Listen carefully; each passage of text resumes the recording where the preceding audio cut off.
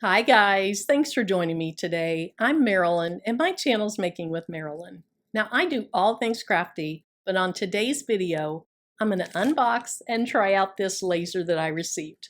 Now this is the Aufero Laser 1 and it is somewhat of a small laser. It's limited to 180 millimeters by 180 millimeters. That's just over 7 inches. Now I am super excited that I also got the rotary attachment from them, but we're going to wait on that until I figure out the basic model.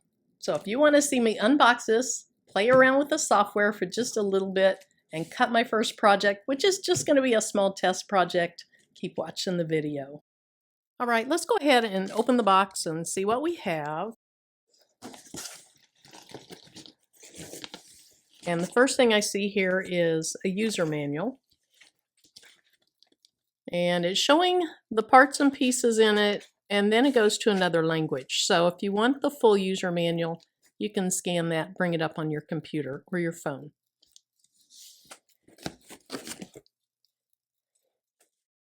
It looks like everything is packed really nicely, really tight, and very carefully.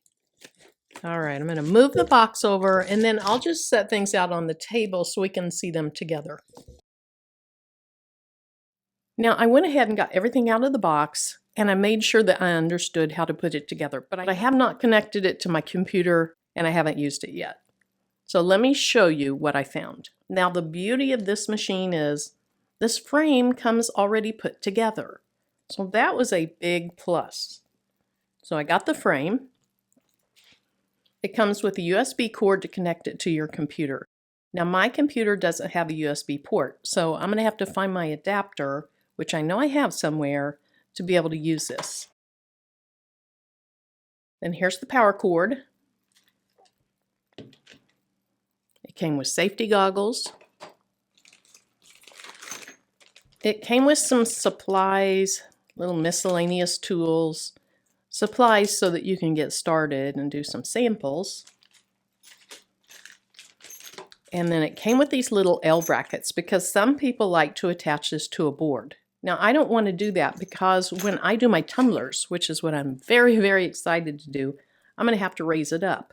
So if I have it attached to a board, I won't be able to get my tumbler under there. So I'm not going to use those. Now, the heart of this machine is the laser head. So this is what makes it work. Now, there are 3 different ones that you can get with this machine. Some people get all 3. I received 1. The one that I received is a higher power one, and it is considered a short focus. And what they said about the short focus laser head is it's best for engraving.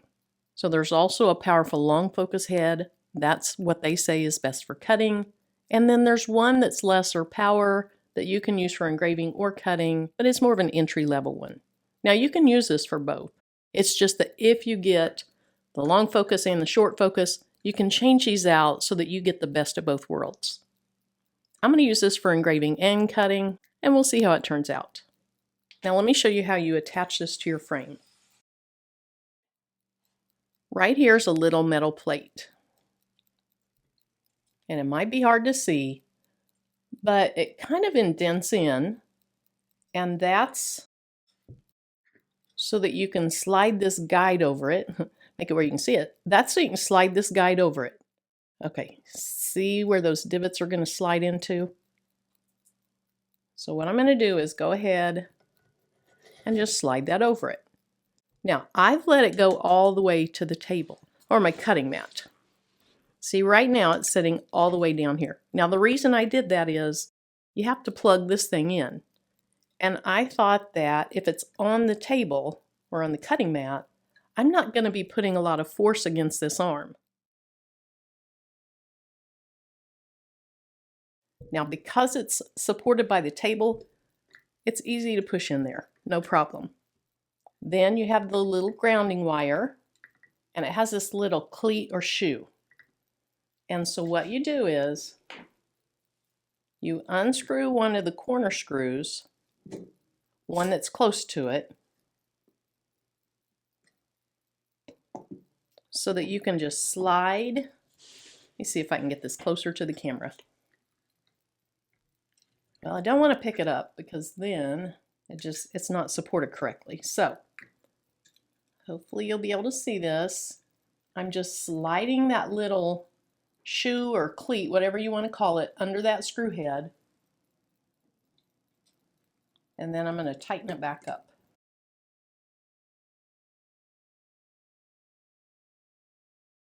Okay.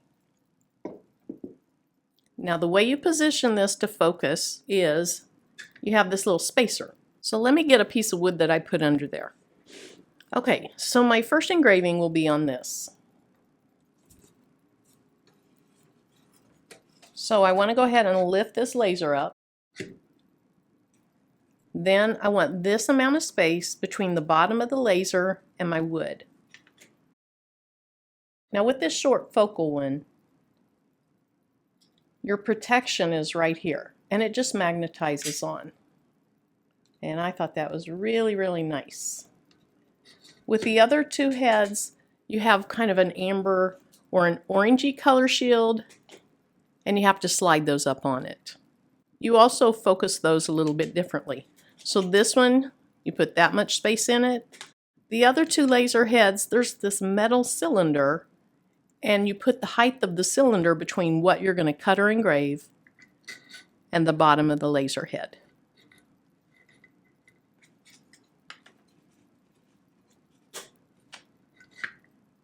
Okay, so I'm putting the little spacer under there.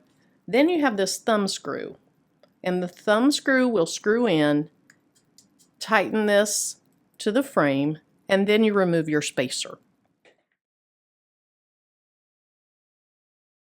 Okay, so I've tightened it just by hand, not extremely tight, but I've tightened it up. So now I can remove my spacer, and this should be at the right height. Now again, I have not tested this yet, but that's what I learned by watching YouTube videos. Now I'm not sure about this cord and why it's not going to get caught up in these rollers, but we're going to experiment and see.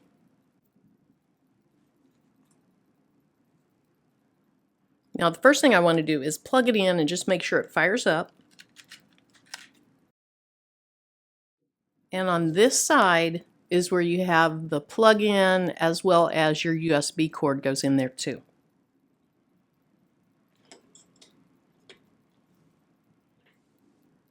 Now there's two softwares that I know of you can use with this. One is free and you can download it onto a PC. The other software is what you can use on a Mac, and it's Lightburn. Well, I use a Mac, so I'm going to go ahead and download the free trial version. It's free for 30 days, and after that, I've heard people say it's about $60. I'm going to take advantage of those free 30 days and make sure this works well. All right, so I realize I'm taking a risk having my cutting board under here or my cutting mat under here, so I'm going to go ahead and trade that out for a thin piece of wood. So I want to go ahead and connect it to my computer so we can get started. Now once I physically connected the laser to my computer, it was time to download Lightburn. So what I did, I just Googled Lightburn. I picked the first one here, and that's the screen I started on. Then you can click on Download Trial, and then you're going to pick the best option for you. For me, it was this Mac OS. Now that easily downloaded to my computer. So now let me show you what the software looks like. All right, so here it is. It's open on my desktop. Let me go ahead and just get rid of this. And really the last thing I wanted to do was learn a new software, but it really wasn't too bad. Basically, when I got this uploaded to my computer, I clicked on the word Devices, and then I said Find My Laser, and it walked me through how to recognize my laser. Now Lightburn has an excellent video on their YouTube channel. I'll put a link to that in the video description. It's not the same laser that I have, but you use the same process to connect your computer with Lightburn to your laser. So all I wanted to start with was the word test. I wanted to engrave it, and I wanted to cut around it. So I go over here to the A, and I'm just going to use the word test for my test cut and my test engrave. So I type it out, then I can select it right here, and you can tell the layer selected because the lines are all moving. Now I'm on the very first layer. You can look down here, see the order of your layers. They're color coded and they're numbered. And for this layer, I want this to be engraved. I could either hit line, and that would be a cut around it, or even engraving around it. It's just one line around it. Or I could say fill, and that's going to engrave the whole thing. Now, whether you're engraving or cutting is going to be a process of your speed and your power. And what I found was the best speed and power for the wood I was using, my little 1/8 inch wood, was a speed of 2000 and a power of 35%. Let me show you how you initially choose those and how you can change those. So I double click on it. Now the first time I tried to engrave, I used a speed of 3000 and I used a power of 20%. And I just did one pass. So you can see that changed. Now I found that to be a little too fast and underpowered, so I double click on it. I slowed it down to 2000 and I increased the speed to 35%. So I'll click OK. Now that's what that layer is. All right, so I can click off of it. Now I want to make an offset for this layer. So I'll select it again. And I can go right over here to this O, that's offset. So I'm going to click on it. Now you can do all kinds of changes in here. You can see a preview of it here. For my test cut, I was happy with that. So I said, okay. All right, so let me see what I do next. Let me try to select the offset. There we go. You can see I'm on the offset now because those lines are moving. I want that to be layer 01, and a new layer appeared. All right, I don't want my offset to be a fill. I want it to be a line. And this is what I ended up finding worked really well. A speed of 150 and a power of 100. Now let's double click on that. And you can see right here it was 2 passes.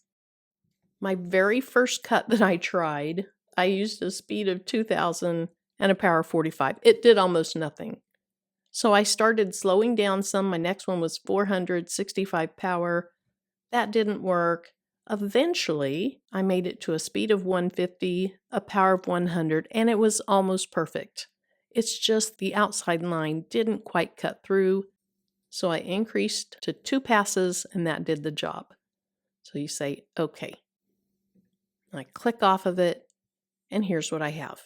Now, one thing that I learned about, which is wonderful, and it saved me from making some mistakes, is this little preview.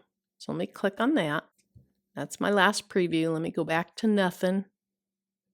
Just drag that over. You can probably reset that some other way, but this is going to show you the order in which it's going to cut and engrave. It's going to show you what it'll look like. So here's what I want to do. I want to say play, and it's going to give me a little movie of my engrave and my cut. Now the red lines are just the route that it's taking. The black is the engrave.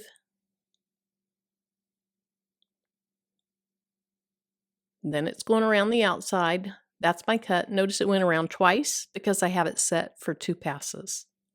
All right, so I'm going to close this out. At this point, what I would do is I'd have my wood under my laser, and I would click on frame. What that does, and you'll see that on the video in a minute, it goes to the area of the wood that you're set to cut at. So if you don't like it, you can move this around, or you can move your wood around. And then you can say, okay, frame again, so I see where it's going to go. And I know that's going to be one of my biggest challenges, is getting my image placed exactly where I want it. There's no camera on this thing like there is a Glowforge. So that's just going to take some practice. All right, so you frame it, and once you have everything in the place you like it, you click on Start. And that's when the magic begins. Now, I have over an hour of video of all my test cuts, my test engraves. I'm not going to show all that. You don't want to see all those fails. I want to tell you what worked well. I already kind of went through what didn't work well, and then I want to show you the final result. Now, I talked earlier in the video about framing your design. So that's what I'm doing here. You click on frame, it went down. I didn't like where it was, and so I moved the wood on my table. Then I sent the laser head back to the home position, and I told it to frame again. This time I liked it, and so I went ahead and clicked Start so that my engraving and my cut would start. Now this was way underpowered. It wouldn't cut through. I could barely see the engrave, and so I adjusted. Now you can see all those little test cuts and the test engraves over there. After doing those, I ended up finding some settings that I really liked, and that's what you're seeing in real time right here. Now this took over 6 minutes, so we're going to speed this up.